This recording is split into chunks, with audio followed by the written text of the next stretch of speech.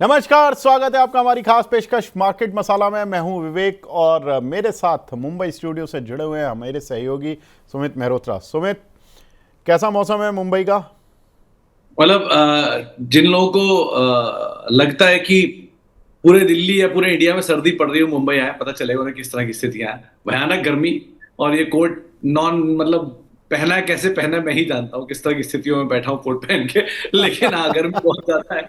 और ठीक है, बाजार मतलब यहाँ वालों के लिए प्लेजेंट वेदर है। शाम अच्छी होती है, शाम बढ़िया रहती है, गुलाबी ठंडक रहती है, लेकिन दिन थोड़ा गर्म रहता है, तो वो रहता ही है यहाँ पे। खैर, लेकिन वो मित्तल ऐसी सिचुएशन में आ गया कि ना यहाँ रह पा रहे हैं ना वापस जा पा रहे हो। फ्लाइटें भी कैंसिल हुई पड़ी हैं। इंडिगो ने एक साथ इतनी सारी फ्लाइट कैंसिल कर दी। 65% मार्केट शेयर है, डोमिनेटिंग पोजीशन है। तो चला गया जी, अब वापस आने के भी वांदे हो रहे हैं, ऐसी सिचुएशन आ रही है। खैर, बीता हफ्ता एक बढ़िया वीक था इंडेक्स फ्रंट पर एटलीस्ट, लेकिन मिड कैप स्मॉल कैप की तो धुलाई भयानक रूप से चल रही है। और धुलाई मतलब ऐसी धुलाई की पूछिए मत। एडवांस डिक्लाइन डिक्लाइंस के फेवर में स्ट्रांगली पूरे हफ्ते रहा है। और एफआईज कोई वो नहीं छोड़ रहे हैं, कसर नहीं छोड़ रहे हैं माल बेचने की। और दूसरी तरफ आईपीओ मार्केट जबरदस्त गुलजार है। अभी अभी एक आईपीओ लास्ट जो भी बंद हो रहे हैं, जो आज एक आईपीओ 76 गुना सब्सक्राइब हुआ है। तो सोचो, किसी को पुराना मिड कैप स्मॉल कैप नहीं चाहिए, लेकिन सबको नया मिड कैप स्मॉल कैप में भर भर के लाइन लगा के माल ले रहे हैं। तो ये सिचुएशन बाजार के अंदर सो फार देखने को मिल रही है। बिल्कुल, लगता है कि एफआईज वहाँ माल खरीदते हैं आईपीओ मार्केट में और यहाँ माल आकर बेचते हैं। तो एफआईज फ्लो कभी ठीक से रुकता ही नहीं है, इसलिए एफआईज आउटफ्लो ही रहता है। वो जैसे ही लॉक इन पीरियड ख़त्म होता है वो अपने सेलिंग पर आ जाते हैं। सुमित, बाकी देखो, रशिया और इंडिया की बातें हुई, पुतिन साहब और मोदी जी की बातें हुई, और कुछ गंभीर चीज़ें जो निकल कर आ रही हैं वो ये है कि ये एक तो करेंसी को लेकर आपस में बहुत ज़्यादा मतलब प्रभावित है कि हाँ जी, एक दूसरे की करेंसी में काम कर लेंगे। दूसरा कि इस तरह का भी स्टेटमेंट आया कि हम दोनों की दोस्ती को वैश्विक चिंताओं का, वैश्विक चुनौतियों का सामना करना पड़ेगा। दैट मीन्स कि उनका इशारा अमेरिका को लेकर ही होगा कि अमेरिका का सामना करना पड़ेगा। और ऐसे में नेक्स्ट वीक अमेरिका की ट्रेड टीम आने की बात है इंडिया में बातचीत करने के लिए। क्या लग रहा है, ये बातचीत ही रह जाएगी? हमेशा से India loves Russian, I mean Russia. तो वो तो हमेशा से रहेगा ही। सो उसको तो आप भूल ही जाइए। तो इंडिया और रशिया की दोस्ती तो हमेशा से बनी रहेगी, बरकरार थी, बरकरार है, आगे भी रहेगी। अब रही बात यूएस मार्केट को लेकर, देखिए ट्रेड डील को लेकर ये क्लैरिटी अब तक आई नहीं है, और आगे कब आएगी इस पे भी अभी तक कोई सफाई आई नहीं है। लेकिन ये माना जा रहा है कि पुतिन साहब का आना और यहाँ पर नॉन जो बातें हैं सबके नेगोशिएशन होने के बाद हो सकता है उस तरफ एक रास्ता और क्लियर होता हुआ दिखाई पड़े। तो ये मैक्रो चीज है। प्लस इंटरेस्टिंग, आपने रुपए की बात करी ना, इस समय पर जब आपका रुपया ऑल टाइम लो पर है, और ऐसा कहीं किसी ने मुझे बताया था कि 40 से 50 पैसे के आसपास रुपए में मूव आता है तो इन्फ्लेशन के ऊपर फर्दर 1 से 2% ऐड कर देता है। तो ऐसी सिचुएशन में आरबीआई का ब्याज दरों में कटौती अपने आप में एक ऐतिहासिक टाइप का फैसला है। क्या कर रहे हैं पता नहीं, लेकिन ब्याज दरों में कटौती अपने आप में एक बड़ी बात है। सो ये सिचुएशंस मार्केट कैसे रीड करेगा, क्या देखेगा। इंडेक्स तो बहुत खुश है देखकर। आज एनबीएफसी सारे खुश थे फ्राइडे को, क्योंकि वहां पर इजी पैसा अरेंज हो रहा है। लेकिन अदरवाइज पता नहीं किस तरफ ये सिचुएशन जाने वाली है। रुपए को अभी कमजोर हो रहा है और होगा ही, क्योंकि आपके पास ना एक्सपोर्ट की, आप यूएस एक्सपोर्ट कर नहीं पा रहे हो, तो एक्सपोर्ट का सपोर्ट आपको मिल नहीं रहा है। आरबीआई अपने रिजर्व को इस्तेमाल कर नहीं रहा है फर्दर इंटरवीन करने के लिए। गोल्ड की डिमांड हाई है, तो गोल्ड की डिमांड के ऊपर आप वैसे ही इश्यूज चल रहे हैं। प्लस मतलब गोल्ड की डिमांड हाई है तो इंपोर्ट आपका बिल वैसे ही बढ़ा हुआ है। तो ऐसी बहुत सारी चीजें इकोनॉमिक फ्रंट पर हो रही हैं जो देख के समझ में ही नहीं आ रहा है कि बाजार रिएक्ट करेगा तो करेगा कैसे। और उसके बीच में मिड कैप स्मॉल कैप की हैवी सेल ऑफ। सो मतलब एक बड़ी वो है ना कि अभी हम फॉग में गाड़ी चला रहे हैं, सड़क पर है, उतर गए, ये भी नहीं समझ में आ रहा कुछ समय तो। सीरियसली। और अब मार्केट में देखिए यही एक चिंता बनती जा रही है, बढ़ती जा रही है एक्चुअली। और ये मिड कैप स्मॉल कैप को इसीलिए ब्रीदर दे ही नहीं पा रही है। जैसे ही मिड कैप स्मॉल कैप को लगता है कि अब चलने के दिन आ गए, देखो चलेंगे भी बहुत तेज, जिस दिन चलेंगे चलेंगे बहुत तेज, क्योंकि पिटे हुए इतने हैं, महीनों के पिटे हुए हैं और ढंग से पिटे हुए हैं। मतलब सारे शेयर अब तो 30-30, 50-50% वैल्यू पर आ चुके हैं, मतलब गिर चुके हैं इतना। तो अब चलने के लिए तो रूम है, लेकिन इनके गिरने का भी रूम बहुत होता है हमेशा। क्योंकि बहुत सारे शेयर आज भी 50-50, 70-70 के पी मल्टीपल पर चल रहे हैं, और बहुत सारी कंपनियां जो लॉस में आ गई उनके तो पी वैल्यू डिफाइन करना बड़ा मुश्किल होता है। सुमित, ये बताएं और कौन से डेटा पॉइंट्स पढ़े आपने इस वीक में? तो मित्तल, आपको याद है लास्ट टाइम फरवरी में हमने एक नंबर पे बात की थी, वो था एडवांस डिक्लाइन। एडवांस डिक्लाइन का, बिल्कुल ठीक है। 0.72 वो नंबर था, 0.72, और वो पिछले साल का मतलब फरवरी 2025 के बाद वो नंबर हमने दोबारा नहीं देखा। अब जो नंबर इस महीने है वो है 0.74 अच्छा। दिसंबर में। तो आप ये समझ लो कि हम ऑलमोस्ट फरवरी जैसा पेन अभी झेल रहे हैं। सो मे बी ये सिचुएशन यहां बहुत दिन तक रहने चाहिए नहीं, क्योंकि नवंबर में ये 0.89 था। तो पिछले 3 महीने से एडवांस डिक्लाइन लगातार टूट ही रहा है, 1.08, 0.89 और अब 0.74। तो ये डिक्लाइनिंग ट्रेंड शायद दिसंबर के सेकेंड हाफ में इन्वर्स होना चाहिए। सो हम ऐसी जगह पे आके खड़े हो गए कि जहां से शायद मिड कैप स्मॉल कैप का जो डाउनसाइड है वो अब कैप्ड है, अब बहुत ज्यादा नीचे नहीं आए। मे बी, मतलब मैं बहुत ऑप्टिमिस्टिक भी हो सकता हूं, लेकिन इतना बुरा दौर हम सुन रहे हैं रुपए को लेकर, इन्फ्लेशन को लेकर या बाकी चीजों को लेकर, तो हो सकता है यहाँ से मिड कैप स्मॉल कैप में और ज्यादा डाउनसाइड की पॉसिबिलिटी ना आए। तो जहां ऑलरेडी बहुत खटाई छटाई हो चुकी है, शायद वहां से कम बैक की उम्मीद आप लगा सकते हो। तो ये डेटा तो एटलीस्ट इंडिकेट कर रहा है, लेट्स सी बाकी कहानी। बिल्कुल सुमित, और मिड कैप स्मॉल कैप को बचाने के लिए देखिए ट्रेड डील का होना यूएस के साथ भी ज़रूरी है। अब ट्रेड डील के लिए उनकी टीम शायद नेक्स्ट वीक आएगी, डेट वगैरह आ जाएगी, तो उससे पता लग जाएगा कि क्या कुछ होने वाला है। शायद कुछ संकेत इस बार मिल जाए, मतलब संकेत ही मिलते रहते हैं, कॉन्क्रीट तो कुछ होता नहीं है। तो इस बार संकेत नहीं चाहिए मार्केट को अब न्यूज़ चाहिए। संकेतों से हो गया काम जो होना था। दूसरी चीज़ सुमित, देखो जीडीपी का डेटा अच्छा आया, आरबीआई की पॉलिसी बहुत अच्छी आई, उन्होंने मार्केट में लिक्विडिटी इन्फ्यूज़ भी कर रहे हैं, 1 लाख करोड़ की रेपो रेट कट कर दिया, जीडीपी ग्रोथ फोरकास्ट बढ़ा दी, इन्फ्लेशन फोरकास्ट घटा दी। और आपको क्या चाहिए मार्केट में? मतलब आप रेगुलेटरी फ्रंट पर इससे ज़्यादा कुछ नहीं कर सकते। अब तो बस मुझे लगता है कि सरकार को एक ही चीज़ करनी चाहिए। ये इतनी सारी मेहनत करते हैं वो इधर उधर की, इससे तो एक कैपिटल गेन टैक्स घटा दें या एसटीटी वगैरह घटा दें तो थोड़ा सा निवेशकों को फ़ायदा मिल जाएगा। मतलब लॉन्ग टर्म देखो, ये जब लॉन्ग टर्म कैपिटल गेन बढ़ता है ना सुमित, ये जब कैपिटल गेन लगा है, ये मार्केट को ना परेशान कर गया, बहुत बुरी तरह खा गया। आप याद करो फरवरी 2018 में जब अरुण जेटली साहब थे, उन्होंने कैपिटल गेन टैक्स लगाया था लॉन्ग टर्म वाला, तो उसके बाद मार्केट में ये दीवान हाउसिंग और यस बैंक सारे क्राइसिस आ गए थे। उसके बाद आप याद करो, अब ये जो इन्होंने जैसे ही सरकार बनी थी 2024 में और इंटरिम बजट आया था वो जुलाई वाला, तो उसके बाद इन्होंने जब टैक्स बढ़ाया, उसके बाद क्या हुआ, 2 महीने बस मार्केट चला सितंबर में, और उसके बाद पिटाई शुरू हो गई।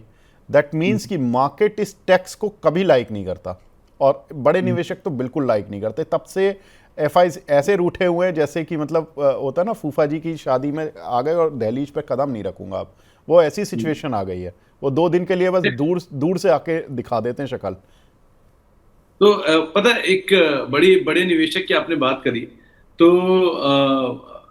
एक आंकड़ा दिमाग में आया मेरे। आपने पिछले हफ्ते 2 स्टॉक बड़ी बहुचर्चित थे, एक था केन्स टेक जो 8-10% के आसपास टूटा है, और दूसरा है ओला इलेक्ट्रिक जो कि अपने नए ऑल टाइम लोज को हिट करता हुआ दिखाई पड़ रहा है। और दोनों में एक चीज बड़ी कॉमन है कि इन दोनों में सबसे बड़ा अगर किसी एक म्यूचुअल फंड का एक्सपोजर है तो वो है मोतीलाल ओसवाल का।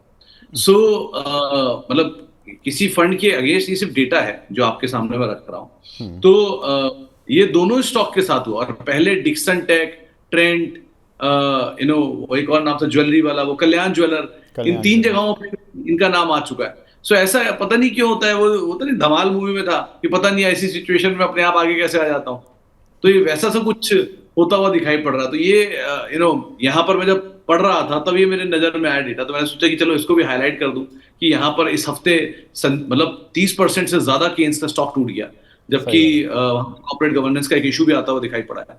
तो ये एक इंटरेस्टिंग चीज थी जो मेरी नजर में आई, तो मैंने सोचा चलो इसको भी हाईलाइट कर लिया जाए। लेकिन हाँ, बाजार इस समय कुछ सुनाने के मूड में है नहीं, आप कुछ भी बोलो रिएक्शन एक ही तरह का आता हुआ दिखाई पड़ रहा है, तो उस पार्ट को भी आपको जरूर देखना होगा।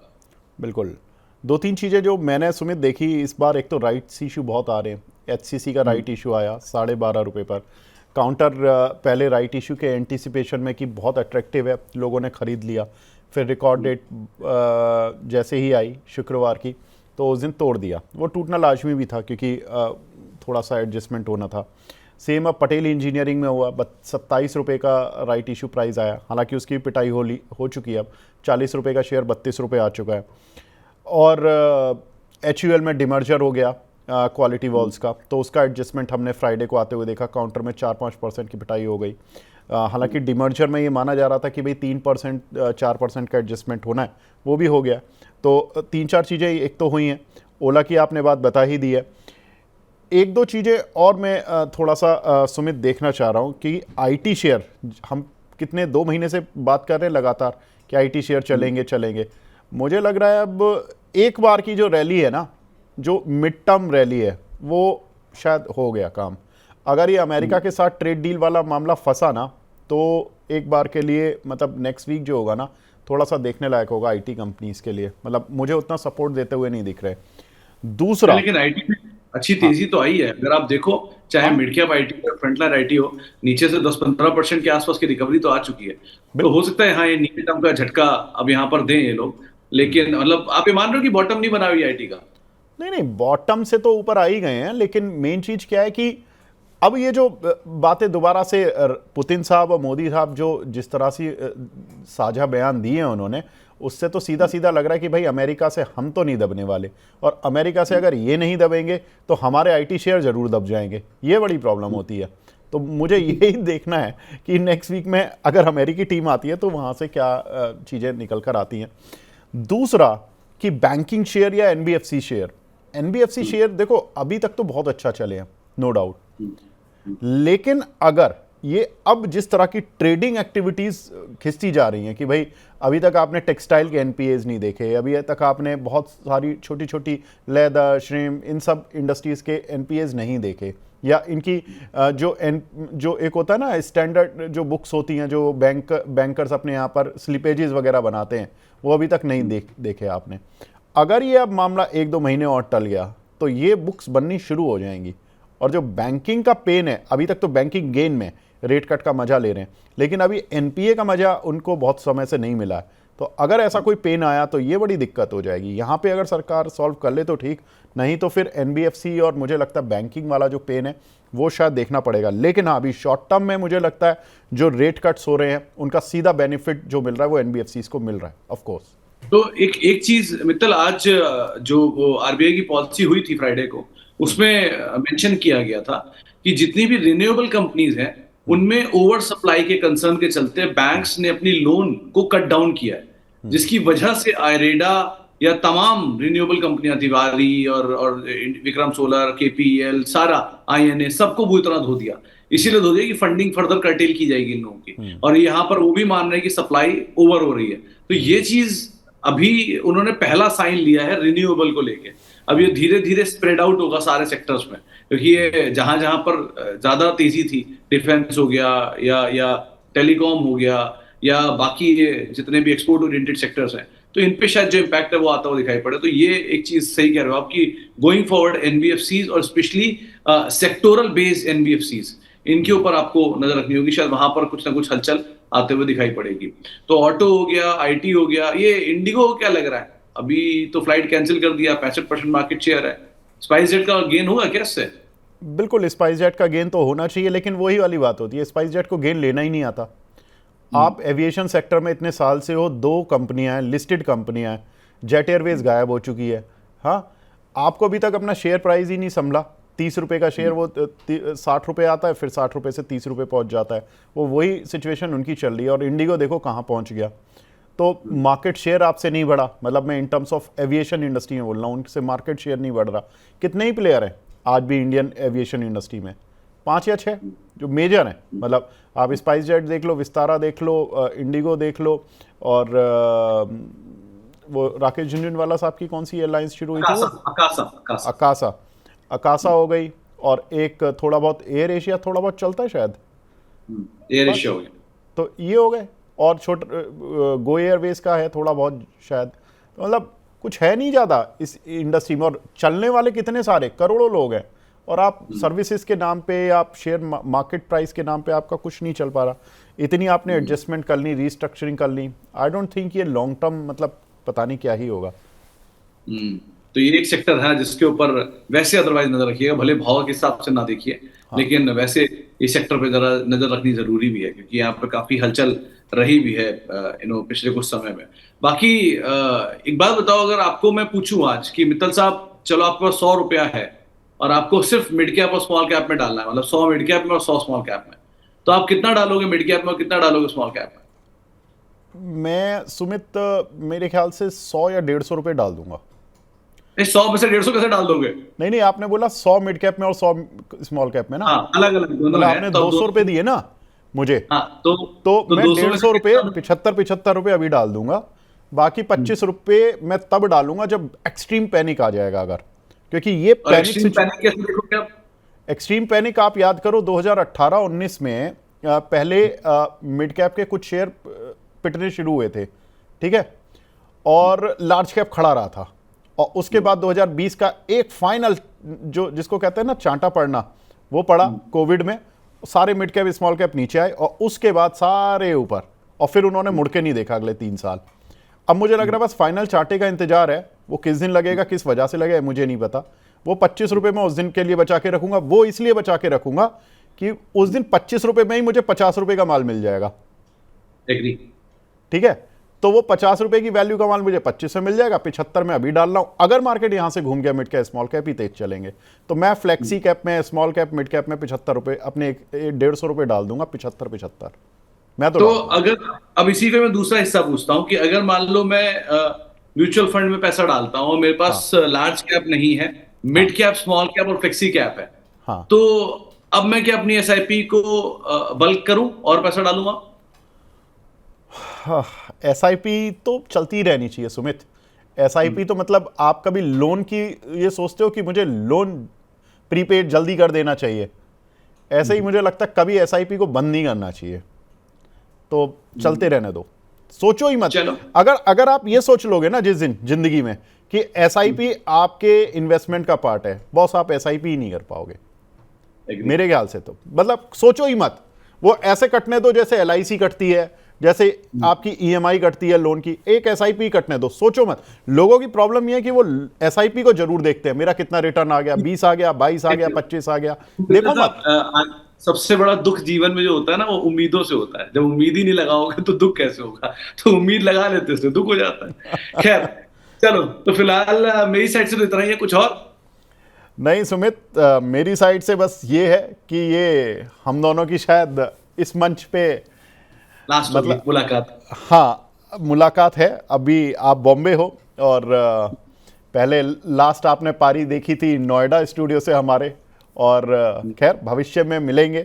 बहुत मज़ा आया आपके साथ, और मतलब मैं wish you all the best ही बोलना चाहूँगा। आप हो हमारे साथ, लेकिन शायद अगले फ्राइडे मार्केट मसाला में मेरे शायद पार्टनर दूसरे होंगे, तो लेकिन wish you all the best. बहुत मज़ा आया, मिलते रहेंगे जिंदगी में। और आप जिस तरह के, सबसे बड़ा कॉम्प्लीमेंट मेरी साइड से ये है कि जो डेटा आपने निकालने की कला सीखी है वो आपकी यूएसपी है, कभी उसको मत छोड़ना, ये मेरी तरफ से। थैंक यू मित्तल साहब, थैंक यू हमेशा और आज साथ रहने के लिए, साथ देने के लिए, बरकरार रहने के लिए बहुत बहुत शुक्रिया। और आगे आपसे नोएडा मुलाकात करते हैं, भेंट मुलाकात तो होती रहेगी। फिलहाल सभी दर्शकों को मेरी तरफ से बहुत बहुत शुक्रिया आप लोगों का प्यार सत्कार देने के लिए। आगे आपसे कुछ और शोज में तो मिलूंगा, इस शो में नहीं मिलूंगा, लेकिन अभी के लिए इतना ही, और फिर किसी और जगह से कभी और आप लोगों से फिर मुलाकात होगी। फिलहाल इतना ही, नमस्कार। नमस्कार। तो फिलहाल मार्केट मसाला को यहीं पे समेटते हैं। नमस्कार।